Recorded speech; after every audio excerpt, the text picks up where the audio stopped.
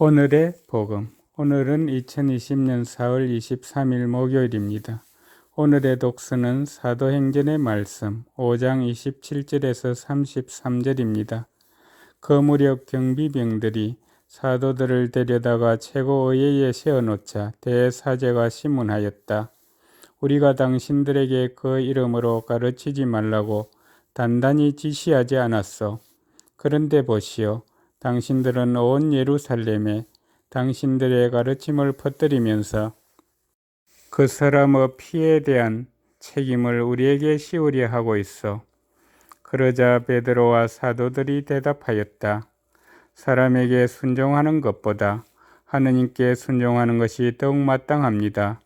우리 조상들의 하느님께서는 여러분이 나무에 매달아 죽인 예수님을 다시 일으키셨습니다.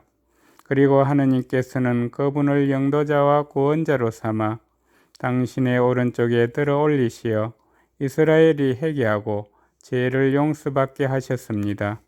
우리는 이 일의 증인입니다. 하느님께서 당신께 순종하는 이들에게 주신 성령도 증인이십니다. 그들은 이 말을 듣고 격분하여 사도들을 죽이려고 하였다. 주님의 말씀입니다. 오늘의 복음은 요한이 전한 거룩한 복음 3장 31절에서 36절입니다. 위에서 오시는 분은 모든 것 위에 계신다. 땅에서 난 사람은 땅에 속하고 땅에 속한 것을 말하는데 하늘에서 오시는 분은 모든 것 위에 계신다. 그분께서는 친히 보고 들으신 것을 증언하신다. 그러나 아무도 그분의 증언을 받아들이지 않는다. 그분의 증언을 받아들이는 사람은 하느님께서 참되심을 확정한 것이다. 하느님께서 보내신 분께서는 하느님의 말씀을 하신다. 하느님께서 한량없이 성령을 주시기 때문이다. 아버지께서는 아드님을 사랑하시고 모든 것을 그분 손에 내주셨다.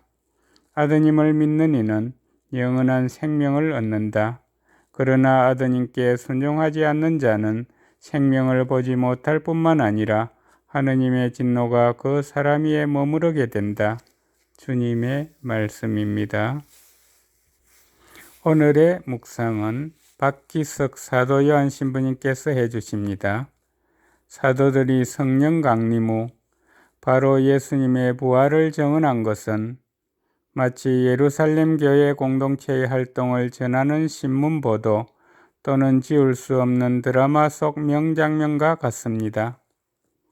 최고의회의 수장 대사제의 질문에 베드로와 사도들은 매우 담대하게 답합니다. 사람에게 순종하는 것보다 하느님께 순종하는 것이 더욱 마땅합니다. 사도행전의 저자 루카는 베드로 외에 다른 사도들을 구체적으로 밝히지 않습니다.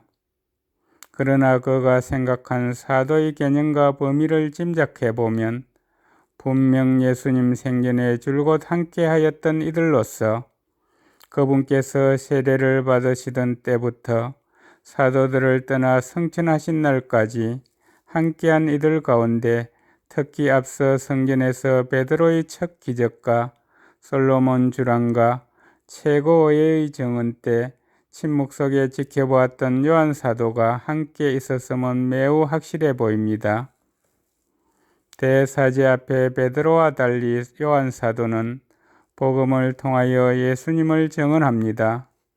하늘에서 오시는 분은 친히 보고 들으신 것을 증언하시는데 그분의 증언을 받아들이는 사람은 하느님께서 참되심을 확정하는 것이다.